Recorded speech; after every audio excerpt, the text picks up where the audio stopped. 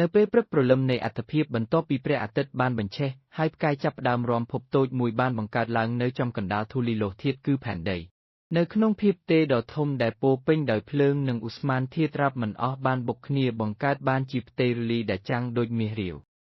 មិនយូរប៉ុន្មានទឹកនិងភ្លើងបានប៉ះទង្គិចគ្នាបង្កើតបានជាព្យុះទី1មហាសមុទ្រនិងពុកដែលបង្កើតជាដង្ហើមរបស់ភពផែនដីទោះបីជាជីវិតមិនទាន់ចាប់ផ្ដើមក៏ដោយក៏ផែនដីកំពុងរៀបចំភាគល្អិតមីក្រូទូសតូចបានផុសឡើងនៅក្នុងសមុទ្រដែលកំពុងពុះដែលជាគ្រាប់ពូជដំបូងនៃអត្ថភាព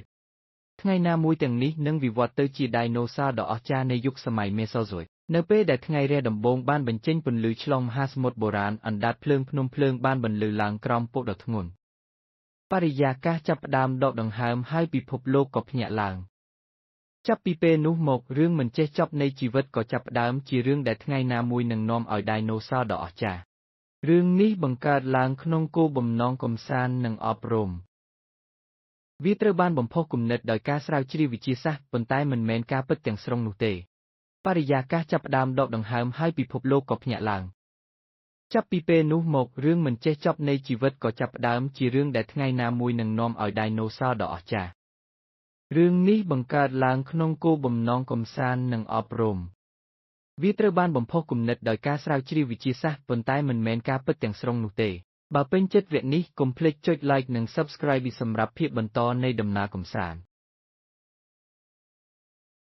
នៅពេលដែលមហាសមុទ្ររបស់ផែនដីបានផ្ដល់កំណើតដល់ដីសត្វមួយចំនួនបានបោះជំហានដំបូងរបស់ពួកគេទៅកាន់ឆ្នេរសមុទ្រតូចនិងផុយស្រួយពួកគេគឺជាបុព្វបុរសនៃជីវិតរស់នៅលើដីទាំងអស់នាពេលខាងមុខអវយសាច់ដុំអវយវៈនិងអារម្មណ៍របស់ពួកគេបានវិវត្តបង្កើតបានជាដាយណូស័រដ៏អស្ចារ្យដែលជាសត្វដ៏ធំបំផុតដែលមិនធ្លាប់ដើរលើភពផែនដីពិភពលោកនេះខៀវស្រងាត់និងរស់រានមានជីវិតពោពេញដោយសត្វយក្សដែលកំពុងក្រហមនឹងការតស៊ូគ្មានទីបញ្ចប់របស់ពួកគេដើម្បីរស់រានមានជីវិតក្នុងកំឡុងសម័យមីសូហ្សូអ៊ិកខ្យល់ក្តៅនិងព្រៃបៃតងដ៏ធំល្វឹងល្វើយបានសាយភាយពាសពេញទ្វីបសត្វដាយណូស័រខ្លះរៀនហោះហើរខ្លះទៀតហែលទឹកនិងជាច្រើនដើម្បីគ្រប់គ្រងដីអស់រាប់លានឆ្នាំពួកគេបានសោយរាជ្យយ៉ាងខ្ពង់ខ្ពស់ប៉ុន្តែគ្មានរជ្ជកាលណាស្ថិតស្ថេររហូតឡើយនៅក្នុងថ្ងៃចុងក្រោយនៃយុគសម័យរបស់ពួកគេព្យុះភ្លើងដ៏ធំមួយបានធ្វើឲ្យមេឃងឹតដែលជាទីបញ្ចប់នៃដាយណូស័រប៉ុន្តែការចាប់ផ្ដើមនៃអ្វីដែលថ្មី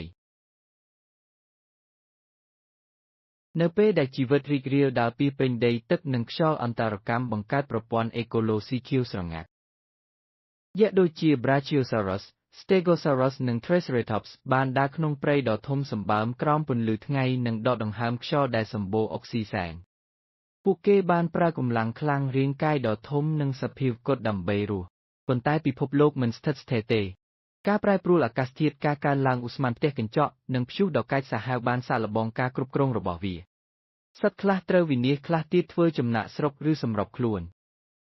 យ៉ាងណាក៏ដោយយុគសម័យយក្សនៅតែជាយុគសម័យមាសនៃអំណាចនិងមហាអំណាចបន្ទាប់ពីការគ្រប់គ្រងរាប់លានឆ្នាំរជ្ជកាលរបស់ដាយណូស័របានចាប់ផ្ដើមរង្គោះរង្គើការផ្ទុះភ្នំភ្លើងដ៏ធំបានហែកសម្បកភពផែនដីដោយបញ្ជូនភ្លើងនិងផេះទៅលើមេឃ